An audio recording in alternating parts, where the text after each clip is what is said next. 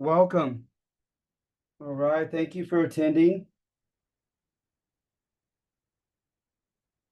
All right, so Cynthia, if you don't mind my asking, have we gone over the Black Legend yet?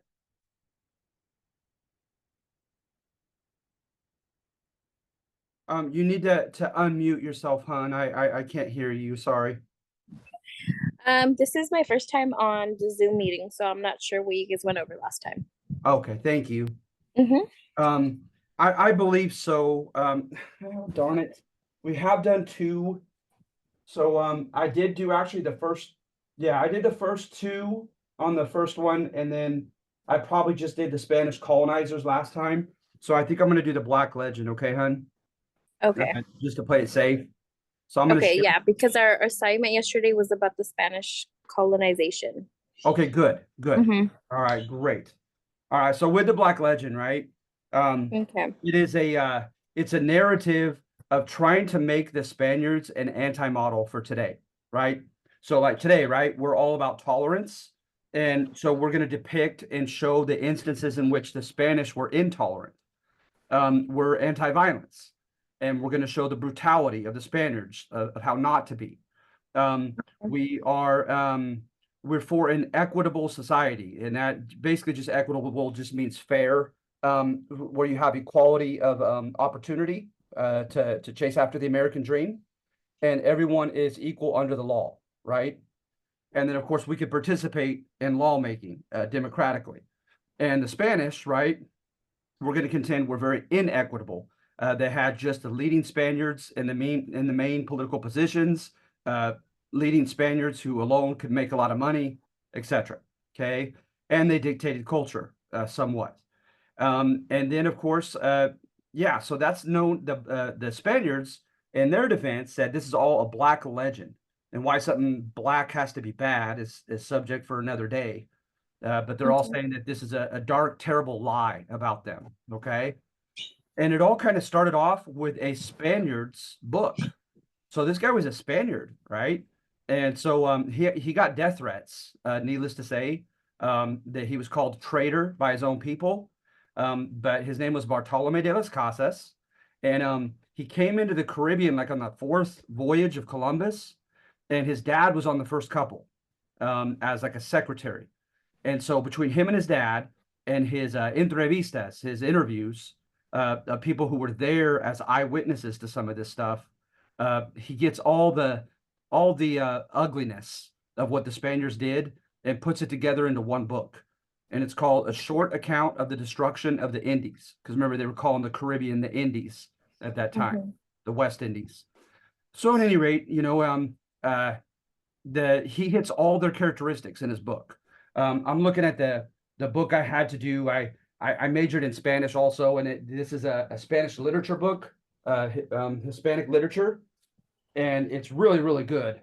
But I mean, on here, right off the bat, he says the Spaniards have, excuse my translation, it's a little slow, but the Spaniards have built up or overflown all of the iniquity, all of the injustice, all of the violence, all of the tyranny um, that their cup can hold, these so-called Christians.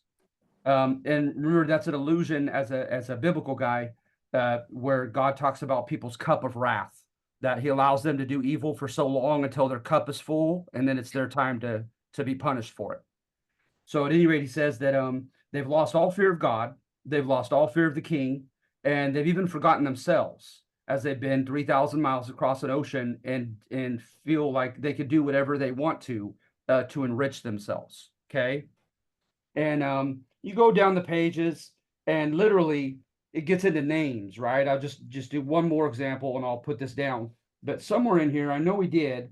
He likens the Spaniards to tigers who have not been fed in quite some time, and then he calls the Native Americans corderos in ovejas. He calls them sheep, the Mm. Native Americans, and the tigers are coming in to gobble up the sheep, right? Yeah, yeah, So at any rate, you have brutality, right? Columbus, yeah. by his second trip, he noticed that his Fort Navidad had been destroyed and his 50 soldiers that he'd kept there when he went back to Spain had been killed.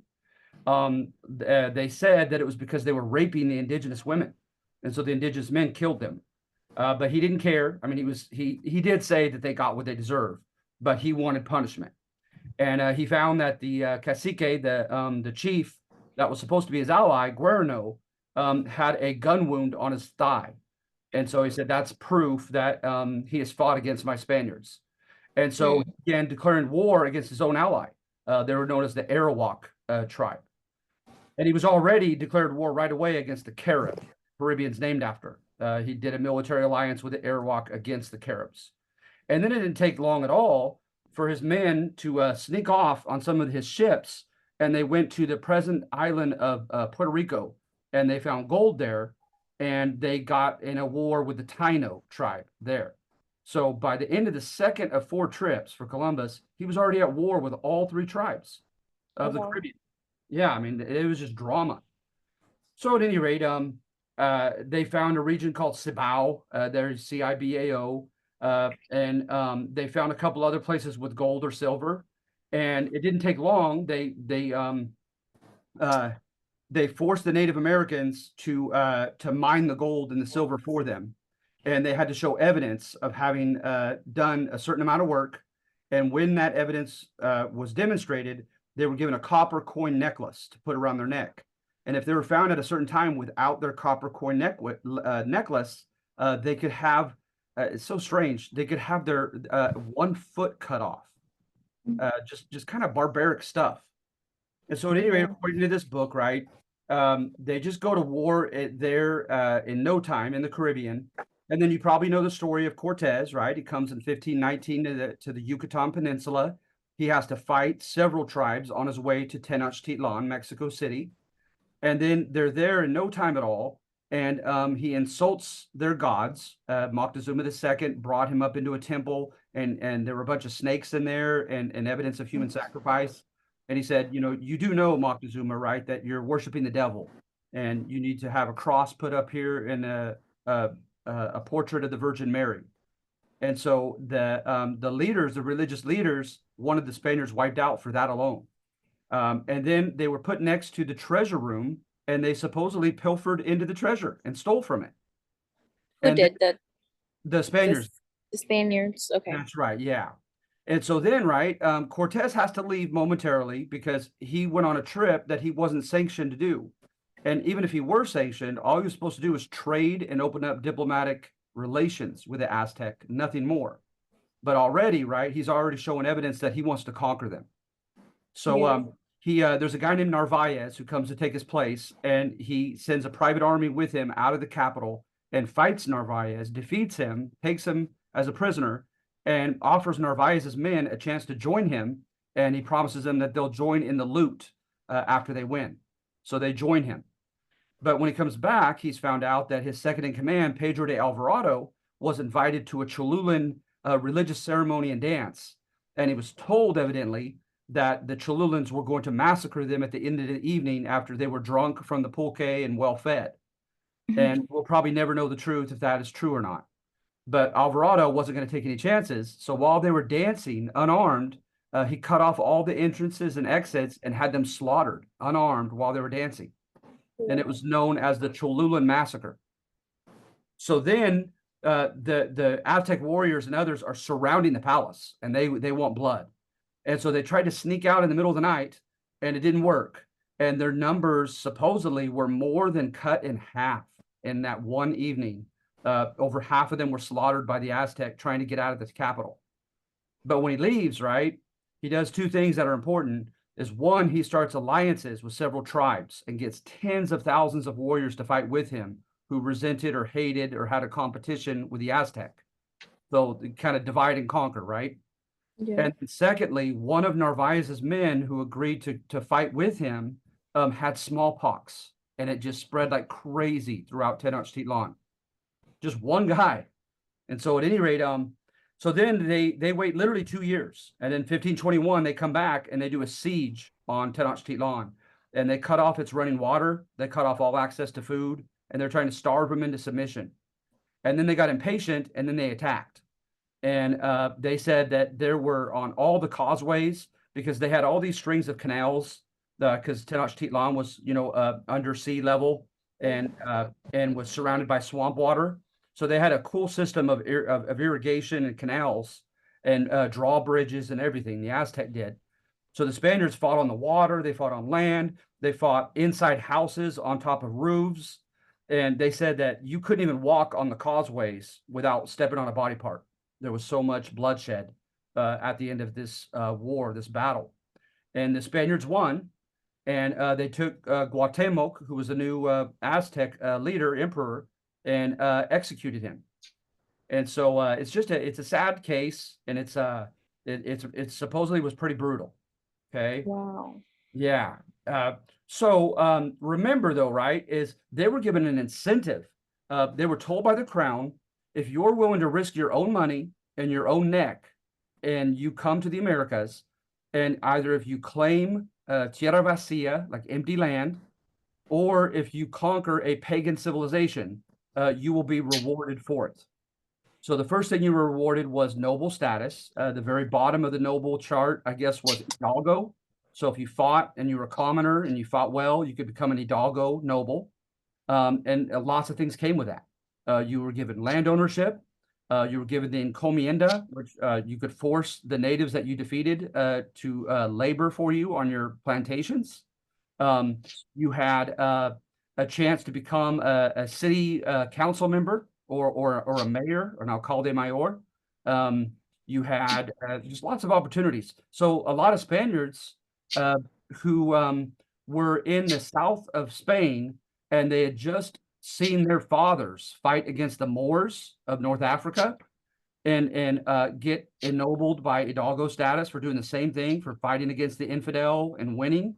They saw their fathers reach Hidalgo status, but everything under the mayorazgo, el hijo mayor, right? The oldest son got all of dad's stuff. So what do you know? A lot of these conquistadores, these conquerors, are second, third, and fourth sons of Hidalgos. They saw their dad do it and get rewarded for it, and so they tried to follow in their dad's steps, coming over here, fighting the Holy War and getting rewarded for it. So in some way, right, they attracted the most ambitious and most ruthless people in Spain to come and do this. So they come, and there were efforts by the crown to try to accommodate to things that they were seeing. So for one, right, sadly, there were a lot of cases of rape. And so they said, you know what, you must marry the indigenous woman that you have a baby with. And they gave in 1514, they gave a miscegenation law saying that mestizaje, or interethnic sex and procreation, is okay, it's legal. And you are to recognize your mestizo, your half indigenous, half Spanish son, and he's to get an education and have certain perks and opportunity. So they tried to work with that and bring good out of it. They also they had the Pope, Alexander VI, who himself happened to be a Spaniard. He gave them the order that you can conquer with the blessing of the king, but you have to you have to convert the natives. That's your Christian duty. You could have their land, but you have to convert them, right? But the thing is they weren't told the methods to use to convert them, right? And so Ferdinand and Isabella, they kind of just let the conquistadors decide for themselves. So one way that they did so that was very intolerant and quite brutal was the requirement, el requerimiento. They would read forth the beliefs of the Catholic Church and tell the indigenous people they have 24 hours to accept them, or they declare holy war against them.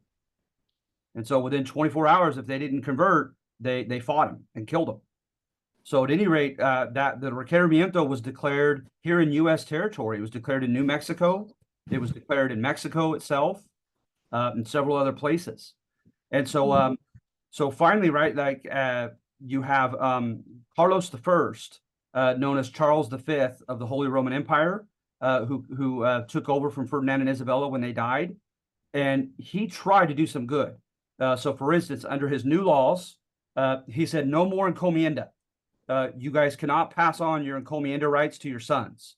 That whoever is an encomendero right now, enslaving the natives on your plantation, the encomendero dies with you, right? But the problem is the conquistadors, they wanted their sons to take over this so badly that they rose in rebellion for the right to keep it going and to keep themselves enriched. and their sons enriched. As a matter of fact, the viceroy, who was the highest ranking Spaniard in America, literally it's the virrey, the vice king, he was murdered down in the South, in South America. They wanted to keep this system alive so badly. So it wasn't really carried out, but at least Carlos I tried, right? And then Yeah. after Carlos I, he has a son named Philip II. And this is the same famous Philip that had the Spanish Armada try to invade England, and that storm took him out. But at any rate, Philip II, he was very religious, and he issued laws of Burgos, or maybe it was Carlos with Burgos. I can't remember the names of the laws, but anyway, he issued a law, and I have the name in here somewhere. But he says no more violent conquest and no more violent conversion. That we're going to send the friars, and they're going to create missions, and they're going to do it peacefully, and they're going to let the Native Americans choose if they want to join the missions or not. So, you had some attempts by the Spanish crown to try to calm things down and make things a lot less violent. But again, it only went so far. So we know also that there was a trade going on with Native Americans, that people were capturing them and selling them in the Caribbean for profit. We definitely know of that. All right, this is still on the mistreatment of indigenous women. Then you have, let's see, with this system, I'm going to go over those offices pretty soon, but not yet. Let's see here. It's another example he uses.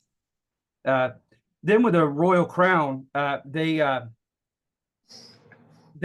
had something called the repartimiento, repartimiento. And under the repartimiento, the natives, certain days of the year, had to do public works for Mother Spain. They had to build churches or bridges or roads, etc. Right? Or if The there was a indigenous, rebellion, what's that, hun?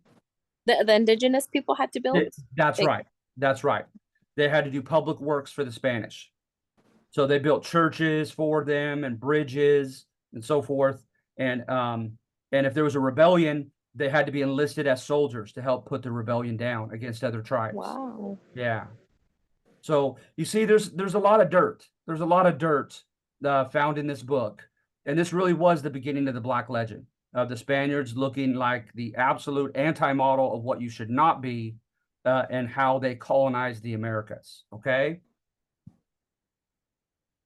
So then what I do is I do number 2, and I say, well, the Native Americans don't like that narrative. There's a guy named Vine, V-I-N-E, and then Deloria, D-E-L-O-R-I-A. He's one of the leading spokesmen for Native Americans to this day, like in history writing. And at any rate, he thinks this is condescending to just depict them as like childlike victims of everything, passive, right, etc. So I do the opposite here, and this is called stressing their agency. That Native Americans, even if they did lose in many ways, they were moral agents who had free will and made decisions that mattered, right? And sometimes they had the power. So I give examples right off the bat of Florida. Florida had a lot of namely the Appalachee and the Tallahassee tribes. They were confederations of tens of thousands of warriors. So 3 different guys, Ponce de Leon, Pedro de Narvaez, yes, that same Narvaez who tried to take over from Cortez, and there was a third one. At any rate, 3 guys were given the chance to be the governors of Florida if they could conquer it. It was called adelantado, like you go adelante, you go forward and claim pagan land. And 3 guys were given that title of adelantado, and all 3 died trying to do it. The natives in Florida, they didn't mess around. And that's where we get one of the first autobiographical novels, writings at that time that was widely read back in Europe. It was Cabeza de Vaca, right? Cowhead. He survived Narvaez's expedition with one guy, a black slave named Esteban. So he and Esteban, they survived. They were enslaved, then they were sold, then they were freed. Then they started a large following because they were so well liked, and also they were said to have curing powers. Cabeza de Vaca said he got lucky, that he put the crucifix on a few people and prayed over them, and they got better. and he was seen as like a shaman, like a religious man. So at any rate, he was able to get out. But when they come back to Mexico, they're heading back to Mexico with their large following of indigenous people. They were attacked by Spaniards. They didn't recognize him as a Spaniard. He had gotten so dark, and he had just a long hair and his clothing and everything. They were attacked by Spaniards. He and Esteban lived, but they killed a lot of their native followers. And it was just a perfect ending, to this sad story. And it was called Naufragio, right? Shipwreck was the name of the book. But at any rate, so the Native Americans, they had power. Okay. You also have several people looking for cities of gold, right? You have El Dorado, right? The gold covered man in South America. And you had people like Pedro de Valdivia, who was obsessed with that. And legend states that Valdivia was caught after a battle, after losing a battle with the Araucanians. The Araucanians were real good warriors as natives. And the Araucanians caught him and poured molten gold down his throat and killed him. Said, "You want gold that badly? Have it." Yeah.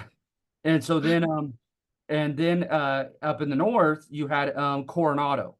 And Coronado went through Arizona, New Mexico, went up into all the way up into Kansas, present day, looking for the 7 cities of Quivira of gold. And the natives were lying to him. They're trying to get him out of their way and said, "Oh, it's that way. Keep going that way. You'll find it." And so, of course, he never found it, right? And that happened in 1540. And he came to the conclusion and told the Spanish authorities that it was a great American desert up there. And that's part of the reason why Spain didn't hold on to this present day country, because they made it a low priority. They said, "There's nothing up here. There's no gold." So at any rate, and then another instance of them using their agency, right, to make things happen is in New Mexico. Now, if someone told me, "Derek, I want you to write adhering to the narrative of the Black Legend," so to depict the Spaniards, right, as intolerant, brutal, greedy, and exploitative. Their system is very inequitable, but you have to choose territory in the present U.S. I would for sure choose New Mexico. New Mexico had lots of rebellions and fights and drama. Okay. So a guy named Juan de Oñate, then Inye, Juan de Oñate, he came in 1599, and right away he declared a requerimiento against them, 24 hours to commit or holy war. Well, they did not commit, and they fought, right? And he precariously wins.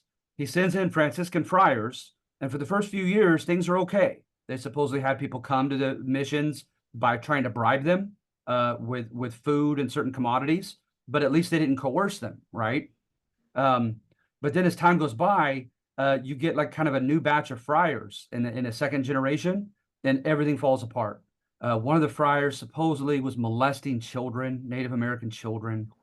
You have what they wanted to do, right, is they were like, "Okay, I'll be baptized and I'll go to my catechism classes and learn about Catholicism, but I'm still going to keep my my religious fetishes, my little like good luck charms, right, in my little humble home. Or if we experience a drought, I'm going to do a rain dance, as our Cachinas, our religious leaders, always have done." And they were whipped and badly beaten for everyone else to see that they could not do that. Yeah. Then, of course, there was a place called Acoma, Acoma, and it was a village on top of a mountain, right? So the Spaniards, they liked to go there for trade because they had access to the goods from lots of other tribes, some of them far away, that made it to Acoma, to this little village. So the Spaniards came one time, and no one knows what started it, but the governor's younger brother was murdered. And so then he ordered a contingent of men, and he ordered a contingent of priests to Acoma. They climbed up to the top of the mountain. They pretended like they wanted to start trade, and they began massacring. But they were told, right, with their religious kind of fanaticism, they were told, "Mortally wound them, but give them at least minutes to live so the priests can run around and give last rites to the dying natives." Yeah. So that was the bloody encounter at Acoma. And so at any rate, under a guy named Pope, spelled like Pope, a shaman for the Navajo, they rose on September day of 1680.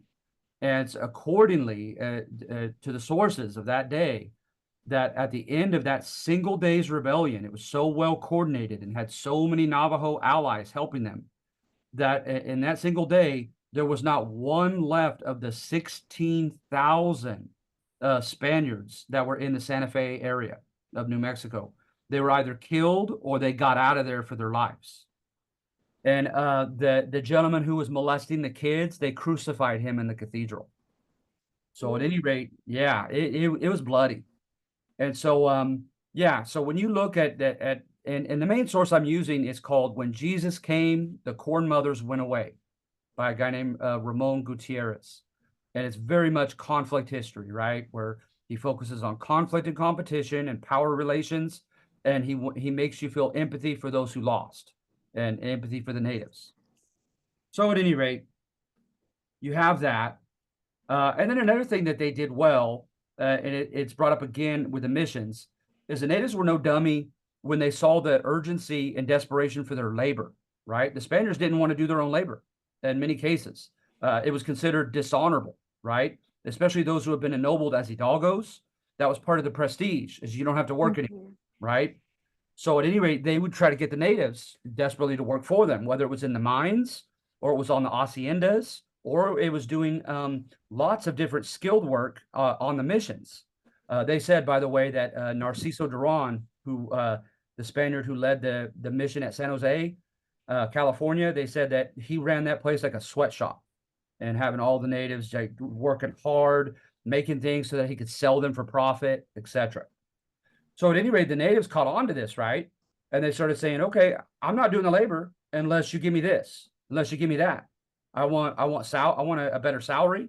I want a chance to go and see my family and leave the mission, because they weren't supposed to leave the missions ever. And they started garnering these rights and money and opportunity because they were no dummies. They used their agency, right, to capitalize on the demand for their labor. So anyway, that's number 2. Okay. Then number 3, when I wrote this, I had a smile on my face because I think it's letting Columbus way too easily off the hook. Because you got to remember, right? Columbus comes in the Caribbean the very first trip, and he writes back to Ferdinand. And in truth, yes, he owed Ferdinand money and Isabella. And he tells him, he says, we have these kind of plants and these kind of fruits grown here. We have and animals. And he says, would you like slaves? He said, we could easily capture hundreds of slaves because we have a superiority in our military technology, right? And so he says, just tell me how many slaves you want and I'll bring them. He also had been to Elmina and Luanda were the main slave ports on the North African Ivory Coast, and had sold in slaves, had traded in slaves. He had gone to the Moluccas, Spice Islands of Indonesia, and had fought against Portuguese and Dutch kind of raiders to win over a couple of the small islands, then begin growing coffee and spices that he could sell at great profit back in Europe. So this guy, right, he did everything, but a lot of the stuff that he did was pretty ruthless. He could be very ruthless. So at any rate, what this guy does, I'm just summing up this guy's book, but David Boyle in Toward the Setting Sun book, is he almost makes you like feel sorry for Columbus, right? He shows how his dad worked his tail off as an artisan, as a skilled worker back in Genoa, Italy, and he could never escape his poverty. He was desperately poor. And Columbus was brought up in that kind of poverty. And so he had no capital. He had no money to start a business. He couldn't buy his own ship and do any of this. So he was reliant upon the middlemen, right? The wealthy middlemen. And you had like the most famous were the Cicerone family, but you had these different families in Italy that had lots of money. And of course, they wanted to lend it for interest, right? And make money off of it. So they would start at their benches in Genoa or over in Spain at the port city of Seville. And they'd have a line of people, kind of like Shark Tank. And they'd say, one by one, why do I want to lend my money to you? Right? How are you going to make it grow? So Columbus, very simply, came to the conclusion that I got to do their dirty work for him. So he tells them, right, I will do anything you ask. That became his generic answer. You tell me what to do with that money, and I promise I'll do it, right? Because after making them that money, right, they're going to trust him with more money after that, and he'll get more rewards after that. So it's a beginning of connections and accumulating rewards, etc. And he's going to get his family out of this poverty back in Italy. Okay. And he tried Portugal and other monarchs, and they said, no, thank you. Until finally Isabella and Ferdinand actually initially said no, but Isabella liked him and said, okay, I'll give you a chance with you. So at any rate, right, he wants you to hate the system itself instead of Columbus, right? It's this system of just kind of a barbaric early form of capitalism, right? Because before this, right, it was mercantilism. The crown decides, the crown says there's only finite wealth, only finite resources, and I, as your king or queen, get to dictate how those resources are allocated and to whom. But with capitalism, right, it's an open bloodbath. It's like, okay, whoever can go get it, go for it, right? So this is kind of an early barbaric form of capitalism where they're saying, hey, you go to Indonesia and you win one of those spice islands and you start selling spices, I'll reward you for it with my money if you make it grow. You go to the Americas and you conquer them, or you find, quote, empty land and conquer it, I'll reward you for it, etc. So at any rate, that's kind of his thesis, is that Columbus almost felt compelled to do what he had to do to get out of poverty, right? And it was really, Yeah, he did it for money. exactly, he did it for money. And it was these middlemen, right, who were making him do their dirty work, these lenders. Now, I don't doubt that there's a lot of truth to that, right? Yeah. But he does it in such a way that it'll kind of bother you when you read it, especially when you know some of the violent and ruthless things that Columbus does, here in the Caribbean and stuff. It's like, I don't know if I'd let him that far off the hook. But anyway. And then number 4, right? Like when you ask about nature versus nurture, right? To what extent are you, right, Cynthia, a product of your mom and dad's DNA as far as your behavior, the way you think, the way you act, everything, right? And to what extent are you a product of your environment, your nurturing? To the historians here, it's all about nurture. It's all about the environment that you were brought up in, okay? So with the Spanish, right, again, this is letting them off the hook as a group, but it's reminding you, right, that context is important. Remember, context is the surrounding situation. It's what's going on culturally, what's going on economically, what's going on politically during this person's time period. What have they been taught growing up? You know what I mean? All of that. So that's what we're doing here. Is we're looking at the context of the Spaniards, and we're saying this is all they knew. This is all they knew. So, for instance, right, the scientific revolution says doubt everything until you've done the empirical method and you've done the results and you've made inductive conclusions, putting the dots together, right, from the results of your data. They didn't have that yet. The Enlightenment says all human beings are just that. They're human beings. They're all children of God, and they are all entitled to certain basic human rights. They didn't have the Enlightenment yet, right? And then classical liberalism. This is another big one that we don't think of much, but boy, has it affected us. There was a dude in the early 1800s. His name was John Stuart Mill, an Englishman, and he wrote On Liberty, the name of his book, and it was huge. It basically says, right, if I want to listen to the most obnoxious music, if I want to have the most ridiculous religion, that's my business. It's not yours. I'll be your neighbor. I'll do my thing. You be the neighbor. You do your thing, and no one hurts each other, right? To each his own, basically, is classical liberalism.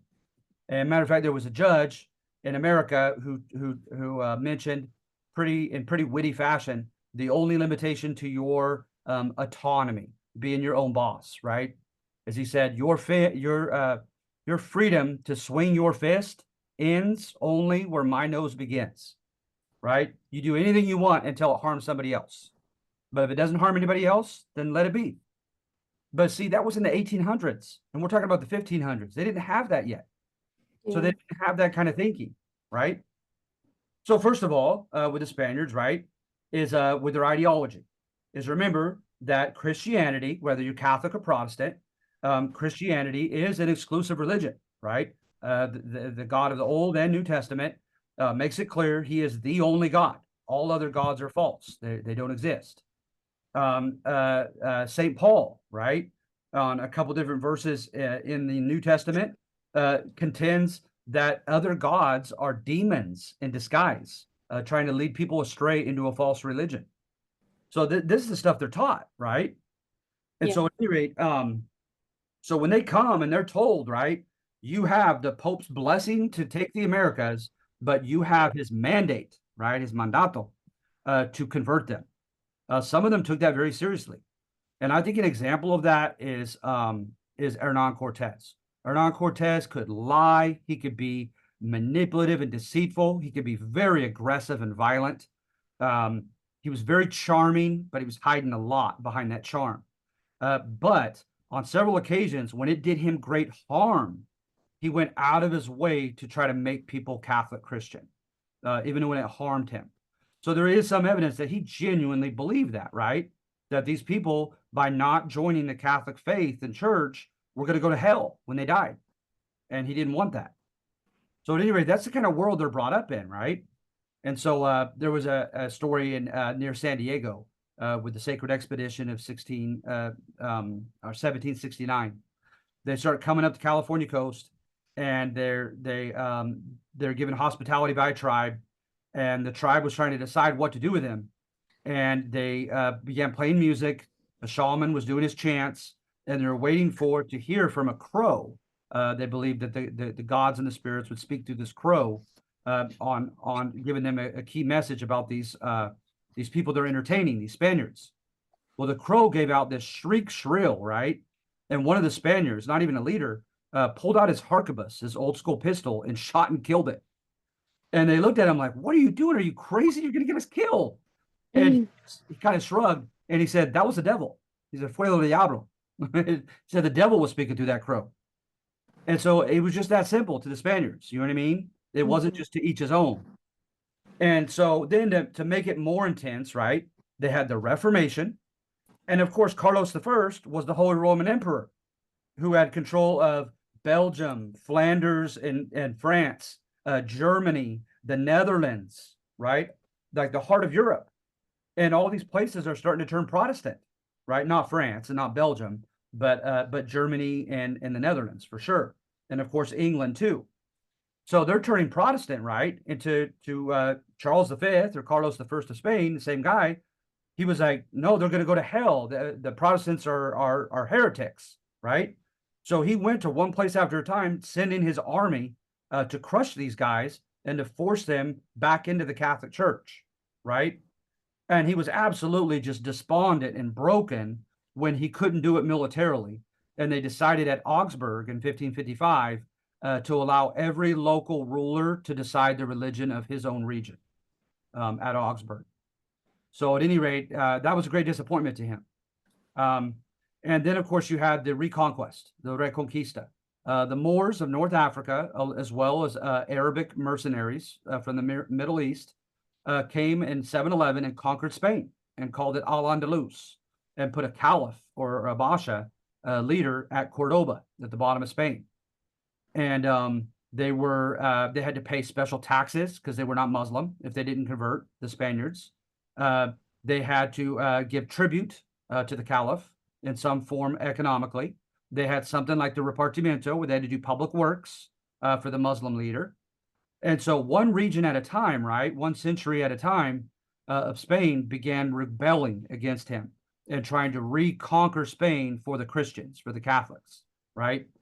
And what do you know? They finally cornered the caliph at Cordoba in 1492, the same year that they found the Americas. So to them, it wasn't a coincidence, right? Is they had God's favor now. God was favoring them against their Moorish colonizing enemies, and now he gave them the Americas to conquer as well in the Christian religion. So at any rate, they were filled with zeal, like God is with us and so forth. Remember when they fought against the Moors and when they fought against the Aztecs so far away, they would say Santiago con nosotros, right? That St. James with us. He's our patron saint of the Holy War, and he's against the enemies of the Catholic Church, and he'll help us win. So at any rate, that's what I do here, is I try to show that they didn't know any better. right? And so I don't know. I don't know how believable that is, but I thought at the very least you're getting I'm playing devil's advocate here, right? Because I didn't want to do every Mhm. number just supporting the Black Legend. That's not my style, right? I want you to think critically. I want you to see multiple sides to the same issue. And then Sahagún, right? Bernardino de Sahagún was a priest, and he had the Aztec codices, their books, translated into Spanish. And that's how we have the information of the Aztec that we do today, thanks to him. He fought for their rights against no more violent, forceful, coerced conversion. Um, he wanted museums to have artifacts of the Aztec and these stories that are in the codices, right, told to future generations. But you see this case, right, where they were sacrificing their children to Tlaloc, their rain god. And look what he says here, right? He said, you know, it was awful to behold. They would pull out the hearts of the children, but he said even especially the parents, but even the religious leaders who were doing it were crying as they did it. That it was just awful to them even as they did it. So he says, right? He says, you know, la culpa de esta, the blame for this. He says, no se puede echar. One shouldn't throw on the Aztec. He said we should blame it on our ancient enemy, Satan, who has blinded them into doing such an infernal thing. So even Sahagún, right, who was like a protector of the natives, he still said, well, they of course need to convert, right? They of Yeah. course need to become Christian. So anyway, you get the point. All right. And then number 5, I'm back to the Black Legend, right? I'm back to defending it. And on this one, it's more factual than anything, but you just see, right, that politically, economically, and socially, things were unfair. They were inequitable. The Spaniards controlled everything. So politically, right, you had a vice Mhm. king who was always a Spaniard, hand chosen by the crown back in Spain. Then he got to choose the governors instead of having them elected, right? And then the governors and others were supported by the corregidores, right? And like the verb corregir, right, to correct, right? These corregidores, they would go to the local city councils and they could correct or veto what they passed. It was like the royal veto power, right? So these dudes were hated. Then, in addition to that, when it came time to your tribute and taxes, when it came time to repartimiento to do your public works, these same corregidores would come in and make the demands on the city, on the village, right? So supposedly going back again to San Jose, California, the corregidor came in with all these demands and they tried to murder him. And he fled back to Mexico City and said he a contingent of soldiers to return with him. Okay. So at any rate, your city councilmen could be regular dudes. Matter of fact, going back to LA in Los Angeles in California, their very first city council, they had a quote, we don't use the term anymore, but a mulatto, a half black and half white person. They had a couple mestizos, one indigenous parent and one Spanish parent, etc. It was very ethnically diverse. The alcalde mayor was the mayor, and sometimes Mhm. that could be a regular person as well. So you had some local autonomy, right? But these hated corregidores could come in and veto anything that you did. You know, They had the power. they had the power exactly. And so, and then of course, when you had any dispute or if you were charged with anything, you had to face the audiencia, and the audiencia, right, were the judges, and they were always well-educated Spaniards from Spain. Okay, so the Spanish had total political control from the top down. So then, economically, you had the House of Trade back in Spain, and with the House of Trade, you had the Consulado, and the Consulado decided to whom to give special privileges in the form of monopoly papers. Okay, so of course the big money makers, cocoa from the Aztec and chocolate, sugar, human slaves from Africa. Those were considered the big money makers, right? Of course, gold and silver mining. You had to be a well-connected Spaniard to get the proper papers to trade in those commodities, to do those businesses. Okay, so if you're a common mestizo from a little village, you don't stand a chance to economically really make a lot of money like that. Okay, As I mentioned before, they tried to put an end to the encomienda, but the rebellions were so bloody, even to the point of killing a viceroy, that they informally kept going on. So the conquistadors' grandsons and great grandsons were still getting these large land holdings and forcing the natives to work on them. Okay, that didn't change much. So economically, things were unfair. Okay. Now, however, at the local level, right? At the local level, economically, they didn't enforce their mercantilist restrictions. I think they kind of likened it to like crumbs off the table. They're like, come on, let people at least eat the crumbs off the table. So if you're in a little village, a little mercado, a little market, they didn't care what you did economically, what you traded in or whatever, because you weren't making serious money. So it was no threat to them. As long as you paid your royal quinto, the royal quinto was 1/5 of everything that you had. Everyone had to pay 1/5 the royal quinto to the crown. So you could do things at the local level economically, okay? And then politically, you had a few things. One was slaves. Slaves oftentimes were in or around cities in Latin America, and that's not the norm. You look up in the U.S. under the English, right? Most slaves are on plantations in agricultural areas, but not in Latin America. A lot of them were near the big cities. So as oftentimes happens, right? You have less to do if you're an urban slave. So they have the temptation, right, to rent your services out on the weekends or even during the week as a skilled worker, as an artisan. So they allow you to learn a trade and you practice it and you make money off it. And of course, you have to give over 50% of it to your master, but you get to keep some of it, right? And so these slaves started saving up money. And whenever they got enough money that was their market worth out on the market, they would buy their own freedom, which is called manumission. And so it was much better to be a slave under the Spanish in Latin America than it was the English. The English deliberately put lots of obstacles in the slaves' way to try to keep them, that's right, to keep them from becoming free, sadly. And then also, right, you had the juicio de residencia, the judgment in the house. You were put under house arrest if you were any Spanish authority at any level at one given time or another. And anybody, to the common, most humble indigenous people under your authority, could come forward with accusations about you, about your misrule. And then it would go to the audiencia, the judges, and they would decide. If they decided that you had become tyrannical, you had abused your power, they would fire you and sometimes even arrest you and send you back to Spain. So that was kind of a system of accountability that they had in fairness to the truth. So the people had some political, help, but not much. They could eat the crumbs off the table economically, but not much. And then socially, right? The third category that we do history in, I'm going to say for the mestizo one, but with the mestizos, right? The Spaniards, what my thesis will be on the next one, is the Spaniards intended assimilation to be a one-way street, that the indigenous basically become Spaniards, right? But it didn't work out that way. In the end, right, the indigenous also influenced the Spanish. It worked both ways. Okay.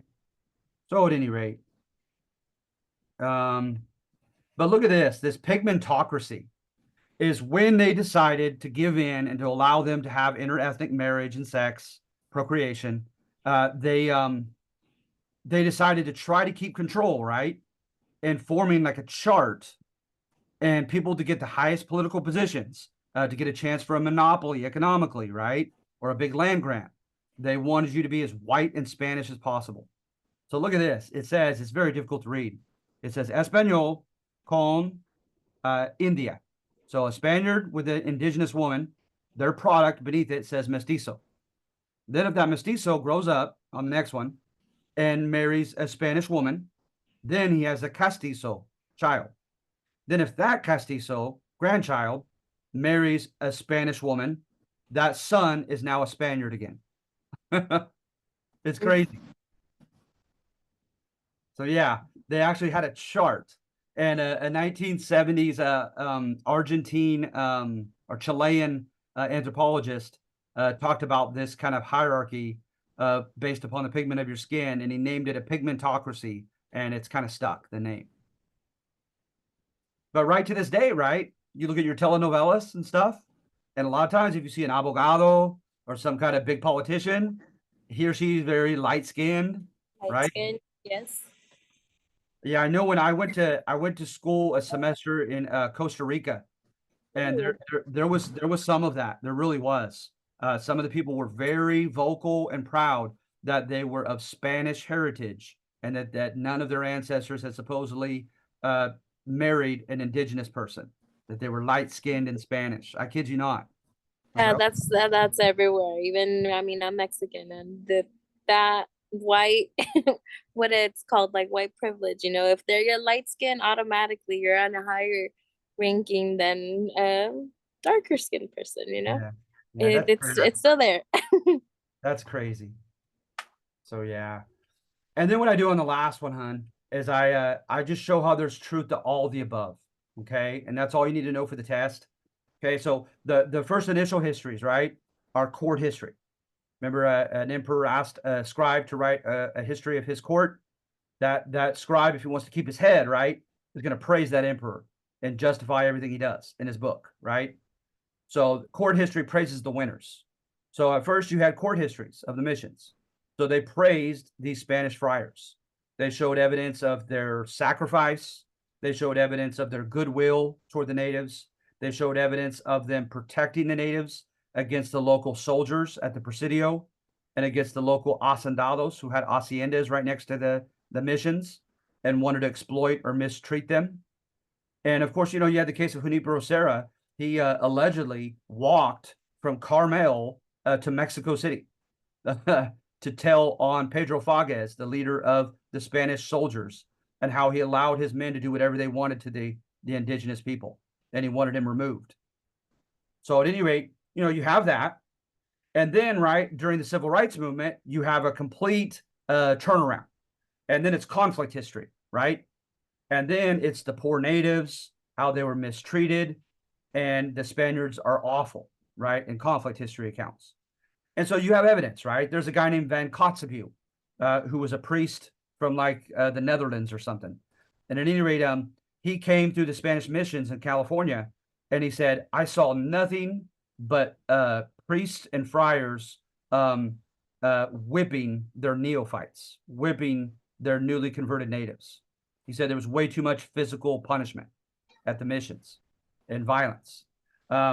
The fact that at least for a while, until they earned the right, until they bargained for the right, they weren't allowed to leave, because the assumption was, right, is once they go back to their home village, they're going to return to paganism, and they're going to forget about their Catholic beliefs, and they're going to go to hell. So you had a Vallejo, that Vallejo's named after, and Mariano Guadalupe Vallejo, and he was the comandante general of all the troops, and he regularly received notices from the friars saying, "Here's a description of the guy that ran away. We want you to go find him, catch him, and bring him back." So yeah, kind of crazy stuff. And then, as I mentioned, Narciso Duran ran his place like a sweatshop, exploiting his laborers, his neophytes, his converts. So you have evidence of that for sure. So then the next group of history writing, like in the, I don't know, somewhere between the 70s and 80s, you have native agency. Remember, we talked about that. And they said that, okay, the natives weren't always just victims. They made choices that mattered. And so I kind of already mentioned this one, right? Is, remember, the hacendados would want their labor, the missionaries would want their labor, sometimes even the soldiers would want something from them. And so they would make demands and say, "What's in it for me?" Right? Yeah, I'll I'd agree decide to which it one of because you. it's there. Good, good, yeah. So I'll make the decision sovereignly, which one of you I'll do the labor for in this next month based upon what you offer me. So the natives were no dummies, and they had agency. They rebelled, right? Like here locally, Stanislaw, right? Stanislaus. Hmm.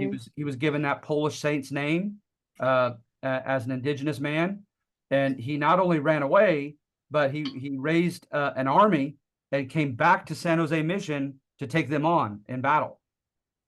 So yeah, I mean they had agency, and they practiced it. So then, at any rate, you have what I should have here. Okay, is is supposedly unintentional harm.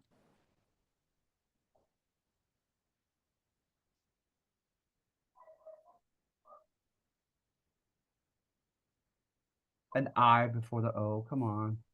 Mhm. Anyway, all right. So anyway, unintentional harm. Okay, this is what they wrote in the '90s, back when my old butt was in school. That they would write right that okay, maybe in many cases the Spanish missionaries were well-meaning, but they inadvertently brought smallpox, diphtheria, and all these diseases that the natives had no white cell immunity to, and they killed them. A classic case of that, right, are the Caddo, Caddo in Texas. The missionaries were so excited about the Caddo. They were very numerous. They had already turned to farming and were developing kind of a complex society, so they were impressed by them as well, and they were willing to join by choice these missions, and they died by the droves of disease, and the Spanish missionaries were just brokenhearted over it. So at any rate, you have disease, and also people get into the specifics of the ecosystem, right? Supposedly, I'll be honest, I kind of skip sentences sometimes on this. I don't find it as interesting. I'm a very social science guy, and when it gets into science, I'm like, you're losing me. But Mm. supposedly, what's that? Um, Oh, but at any rate, hun, the pig and the cow, in particular, and the horse, they could do a lot of damage to the flora and fauna in a given area. And so they came and they destroyed a lot of plants and flowers and fruits and wild nuts and things like that. And they did a lot of ecosystem damage. These European animals that they brought over. And so, and then of course the main one, right, that is used as far as unintentional harm, and I'm not sure how unintentional you might think it is, and that is cultural genocide, right? That yeah, they're proud of being Spanish Catholic. They want them to go to heaven with them as good Catholics, but they're making them kill their own culture and yeah. lose their own culture and heritage, right? So it wasn't that long ago, and Pope Francis made Junipero Serra that we've been talking about here in California. He made him a saint, and they had a ceremony at the Carmel Mission, and there were lots of Native Americans there to protest, saying that he was guilty of cultural genocide, that he made Mm. their people, kill their own culture. Yeah. Yeah. So all I'm saying on this one, right, is there's a little bit of truth to all the above. Okay. There's a little bit of truth to the Spanish court history. There's definitely some truth to conflict history of bad of mistreatment and abuse. There's evidence of Native American agency, and there's evidence of inadvertent damage. And I think that's it, hon. Wow, this section was pretty long. It was. I'm sorry. No, no, no, you're fine. I'm glad I joined. I wasn't able to join the other week, so it gives me a lot more of understanding once I read all of it. It's gonna Good. all soak in. As Good. opposed to the other weeks, it's like a lot of it. But Yeah. that's the way I learn. So Good. Good for so you. this is very helpful. Thank you. All right. And I normally, whatever your raw score is out of 50 on a given assignment, I add 5. I've always have. But you being the only person here today, I'm going to give you 10. Okay. Thank you. I wrote that down for myself. You've earned it. All right. Thank you. And so yeah, if you don't have any questions, hon, that's it for me today. I thank you so much for attending. I would have been really bummed had nobody showed up. No, and then there's been an outage in my street, so I came to my aunt's house. I'm like, I have to join because those other weeks I wasn't able to, so I have to, and God works good. That's That was awesome. great. I'm glad I had a one-on-one, and I have a lot of information to put down. And once I read, like I said, I know I'm gonna soak it all up. That's awesome. All right. Yeah. All right. Well, Yeah. thank you, Cynthia. Well, alrighty. Thank you so much. All Have a right. good afternoon. Have a good evening. You too, hon. I'll see you next week. Sounds great. Alrighty, bye. Bye bye.